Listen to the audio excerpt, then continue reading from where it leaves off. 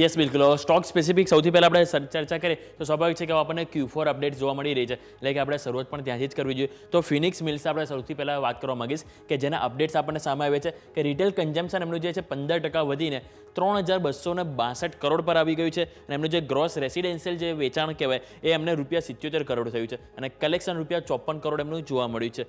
નાણાકીય વર્ષ 2025માં જો વાત કરીએ ઓવરઓલ તો કન્ઝમ્પશન એમનું 21% વધીને 13,762 કરોડ આવ્યું છે અને નાણાકીય વર્ષ 2025માં એમનું જે રેસિડેન્શિયલ વેચાણ છે 212 કરોડ અને કલેક્શન એમને 219 કરોડ જોવા મળ્યું છે. એટલે ફિનિક્સ મિલ્સના અપડેટ છે.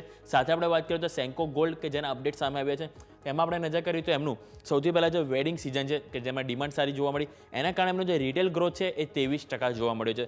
સામે એમને જે વેડિંગ સિઝન એ ડિમાન્ડના કારણે એમનું જે સેમ સ્ટોર સેલ્સ ગ્રોથ કહેવાય એ અહીંયાથી 18.4% જોવા મળ્યું છે. આવક 1,300 કરોડને પાર આફેરી જોવા મળી છે પહેલી વખત અને સાથે એમની જો ડાયમંડ જ્વેલરી છે એમાં પણ ડિમાન્ડ ગ્રોથ છે એ 39% જોવા મળે છે અને એમનું ઇબિટા માર્જિન છે ક્યાંક ને ક્યાંક પોઝિટિવ આઉટલુક અહીંથી બતાવ્યો છે એવા અપડેટ સામે આવ્યા છે એટલે કે સેન્કો ગોલ્ડ રડા પર હશે.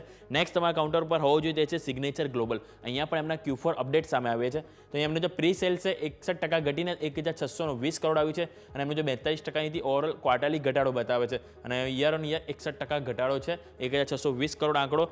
એમનું જે યુનિટ સેલ્સ કહેવાય પર યુનિટ એમના જે વેચાણ જે કહેવાય એ 60% ઘટ્યા છે યુનિટ એમના અને આવી રીતે કુલ 591 યુનિટ તેઓ અહીંયાથી વેચાણ કરે છે યર ઓન યર અને ક્વાર્ટરલી બેસિસ પણ 61% ઘટાડો અહીંયાથી જોવા મળ્યો છે. એરિયા વેચાણ વાત કરીએ એમનું ઓવરઓલ તો કુલ 54% ઘટ્યું છે 1.36 મિલિયન સ્ક્વેર ફૂટ જોવા મળ્યું છે અને ક્વાર્ટરલી બેસિસ જોઈએ તો 45% ઘટાડો એમનો એરિયા વેચાણમાં જોવા મળ્યો છે. કલેક્શન ગ્રોથ છે કે જ્યાં થોડુંક કોન્ટ્રા છે કલેક્શન ગ્રોથ 16% વધ્યો છે યર ઓન યર 1,170 કરોડ અને એમનું જે ક્વાર્ટરલી બેસિસ જોઈએ તો 8%નો વધારો જોવા મળ્યો છે. એટલે સિગ્નેચર ગ્લોબલ રડાર પર હોવું છે. નેક્સ્ટ સ્ટોક તમારા કાઉન્ટર પર હોવો જોઈએ છે કોન્કોર્ડ બાયોટેક. કોન્કોર્ડ બાયોટેકમાં સમાચાર છે કે એમની યુએસએફડી તરફથી જે ટેરિફ્લુનોમાઇડ કરીને જે દવાનું નામ છે કે જેના માટે અહીંથી ફાઇનલી એમને મંજૂરી મળી છે એટલે એ સ્ટોક અહીંયા પણ એક્શનમાં જોવા મળશે. કોચિન શિપયાર્ડ તમારા રડાર પર રાખો.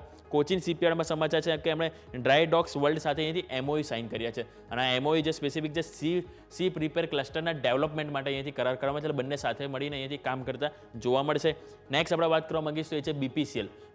અહીંયાથી અહીંયા એક JV બનાવી છે સેમકોર્પ ગ્રીન હાઇડ્રોજન સાથે.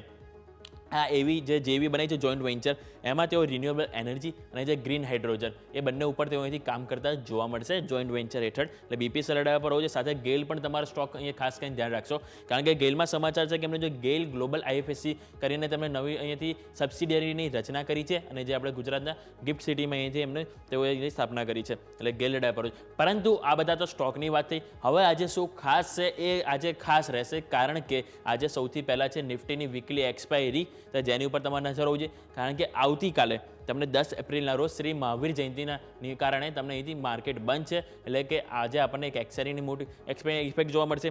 બીજું હવે આજે મોટી ઇવેન્ટ કહી શકાય તો એ છે RBI મોનેટરી પોલિસી 10 વાગ્યે જે જાહેર થશે કે વ્યાજદરમાં ઘટાડો કરે છે કે નહીં કરે છે તો કેટલું કરે છે એની ઉપર ફોકસ રહેશે. 12 વાગ્યે અહીંથી ગવર્નરની પ્રેસ કોન્ફરન્સ રહે છે કે જેની ઉપર અહીંથી ધ્યાન પર રહેશે.